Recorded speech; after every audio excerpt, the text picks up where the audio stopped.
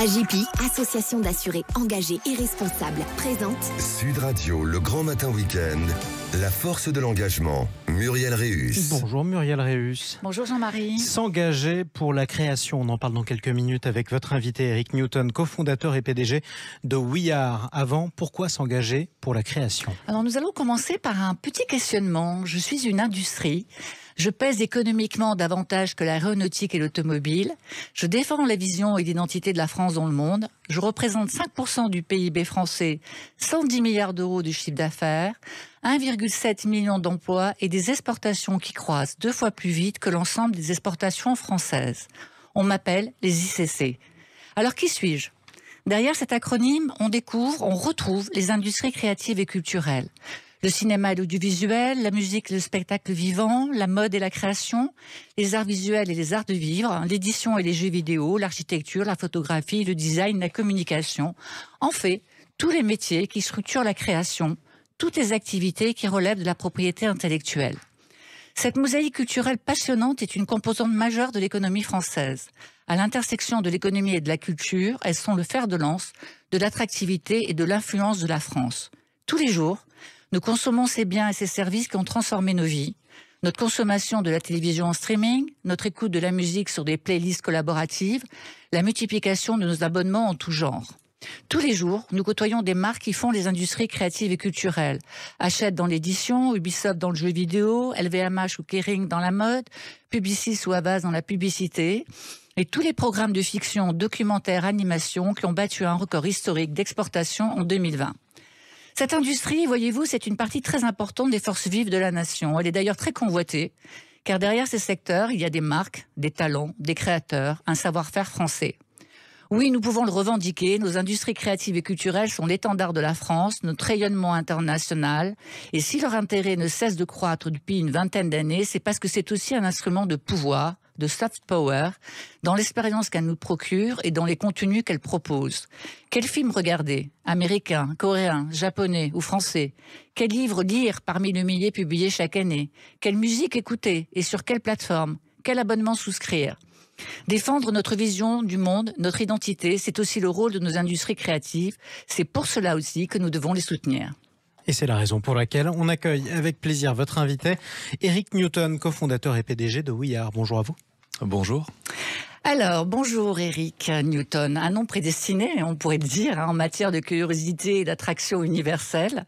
Newton, c'est peut-être le précurseur des industries créatives et culturelles, car celles-ci ont été parmi les toutes premières à utiliser les formidables pouvoirs de l'intelligence artificielle, issus, comme chacun le sait, des mathématiques. C'est un de vos parents ? Grand-père, arrière-grand-père, je ne sais pas.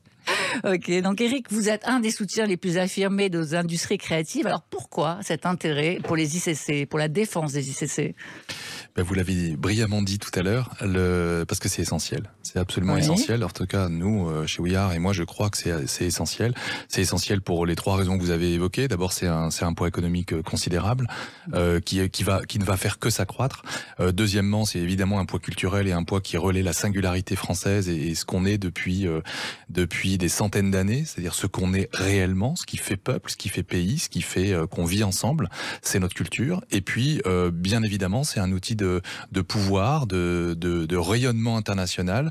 Et Dieu sait si on le voit bien en ce moment, le rayonnement international, la puissance et la force et la voix de la France, on a besoin de l'entendre partout. Et nos industries créatives et culturelles, elles participent grandement à ce rayonnement français. Alors, on va parler un petit peu de vous. Vous avez alterné tout au long de votre carrière une vie d'entrepreneur et une vie de dirigeant dans la communication, dans la production, dans l'industrie musicale. Et en janvier 2020, c'est ça, hein, vous décidez de créer We Are. Alors We Are, c'est un lieu singulier, un lieu unique, hybride, où l'on peut se retrouver, où l'on peut échanger, où l'on peut partager, où l'on peut se découvrir. Pourquoi avez-vous ressenti la nécessité de créer ce lieu en France, à Paris ? We Are, c'est un lieu évidemment, hein, c'est un très beau lieu d'ailleurs, mais c'est aussi une communauté. c'est surtout une communauté. C'est-à-dire We Are, c'est ça, c'est nous sommes, c'est cette idée que nous sommes une puissance. Et nous sommes, ça veut dire quoi ? Ça veut dire que en fait, ce projet We Are, c'est un projet de décloisonnement. C'est un projet de dire finalement, vous avez dit tout à l'heure, les ICC, les industries créatives et culturelles, c'est 110 milliards d'euros. C'est 110 milliards d'euros quand on le considère ensemble. C'est-à-dire quand on met ensemble le cinéma, la musique, l'audiovisuel, la mode, les jeux vidéo, etc. Mais à partir du moment où on délote ces sujets, on en fait des verticales et on en fait des silos, finalement ça devient tout petit, et beaucoup plus petit en tout cas. Et donc on perd du poids et de la puissance. Et donc le projet de We Are, c'est quoi? C'est de dire, bossons ensemble, partageons, travaillons, échangeons ensemble, parce que finalement le sujet de la création il est transversal et il y a plein de sujets transversaux. On en parlera peut-être tout à l'heure, mais la formation c'est transversal, l'export c'est transversal, les problématiques sociétales elles sont transversales. Donc il y a plein de sujets le financement c'est transversal. Donc il y a plein de sujets qui méritent de travailler ensemble. Et nous notre boulot chez We Are, en tout cas la mission que je me donne moi, c'est de faire travailler, d'enlever les silos, de casser les silos dans ces industries et de faire comprendre que la création c'est un sujet global et c'est un sujet de travailler ensemble. Voilà. Alors comment est-ce qu'on fait? C'est un univers extrêmement concurrentiel, on ne va pas se le cacher. Comment est-ce qu'on fait pour convaincre ces segments de cette industrie, ces territoires, de travailler ensemble? Comment vous faites ça? On leur dit, vous avez des problématiques sectorielles. Il y a des problématiques dans la musique, il y a des problèmes de droit d'auteur, par exemple. Voilà, il y a des problématiques qui sont liées à chacun des secteurs. Ça, les industriels et les secteurs le font très bien, les industries le font très bien. Donc, elles ont des syndicats professionnels, elles gèrent leurs problématiques ensemble. Ça, c'est une chose. Mais après, il y a des problématiques globales. Il y a des problématiques qui dépassent le cadre de chaque industrie. Et donc, moi, ce qui m'intéresse, c'est qu'on s'accorde sur des sujets communs. Je prends un exemple. Alors, moi, je suis pas du tout spécialiste des dossiers de l'audiovisuel, mais on a tous suivi la non-fusion TF1-M6. Oui. Bon, il y a les forces en présence, il y a des producteurs d'un côté, des annonceurs de l'autre, des chaînes de télévision. Chacun était plus ou moins intéressé au sujet, etc. Bon, après, ils se mettent pas d'accord. Ok, ça, on l'a tous vu. En revanche, il y a un sujet. On a quand même parlé d'un sujet qui est la puissance d'une force audiovisuelle française pour défendre. Ça, c'est le sujet. Moi, ce qui m'intéresse, c'est ce sujet-là. Et comment, avec des gens qui sont pas d'accord entre eux, mais comment est-ce qu'on peut trouver des points d'ancrage communs? Comment est-ce qu'on peut faire pour se dire, parce que là, tout le monde sera d'accord, il faut une puissance audiovisuelle et une puissance de contenu et de diffusion de contenu forte en France. C'est ça le sujet. Donc, comment on fait? Alors, évidemment, vous n'êtes pas tout seul. We Are, c'est 25 collaborateurs, si mes souvenirs sont exacts. Ouais, c'est ça. Et c'est combien de membres? Écoutez, on a dépassé 1000 membres aujourd'hui, donc 1000 actrices et acteurs de ces ICC, donc qui sont représentatifs de cette puissance française. Alors c'est quoi, c'est un lobby, ces membres? Moi j'aime pas tellement ce terme de lobby, parce que lobby ça veut dire qu'on défend des intérêts particuliers. Nous on essaye en tout cas de défendre un intérêt général. Donc on fait pas je sais pas si c'est du lobby, en tout cas c'est des gens qui sont bien décidés à comprendre qu'on est plus fort ensemble. C'est vraiment, et je pense que je parle au nom de ces 1000 membres, ils sont tous réunis sur cette idée-là en tout cas. Alors on va parler un peu de la programmation de We Are. Alors, moi, je connais un peu votre programmation, parce qu'il m'arrive de venir, bien sûr, dans ce lieu que je trouve absolument fantastique par son énergie et par les membres qui le composent. Donc, il y a une programmation quasi quotidienne, on va dire, chez We Are, en tout cas hebdomadaire. Il se passe tout le temps quelque chose. Quotidienne, on va dire quotidienne. Donc, et en plus, vous avez des projets, un certain nombre de projets. Est-ce qu'on peut parler des projets que vous allez mettre en œuvre dans les semaines et dans les mois qui vont venir? Bah oui, on peut bien sûr parler des projets. Nous, on a effectivement une programmation quotidienne autour de la musique, autour du cinéma, autour de l'humour, autour des idées. Donc on parle de tous ces sujets-là. On met en scène des jeunes talents. On fait des relations, on fait des circuits courts entre des talents et des décisionnaires, et entre des décisionnaires entre eux évidemment. Donc ça, c'est notre boulot quotidien. Après, on a 5 sujets qui pour nous sont fondamentaux. Et derrière chacun de ces sujets, il y a une action, il y a un projet. Premier sujet, c'est la transversalité. Rapidement, c'est de dire voilà, vous l'avez compris. Faut travailler ensemble.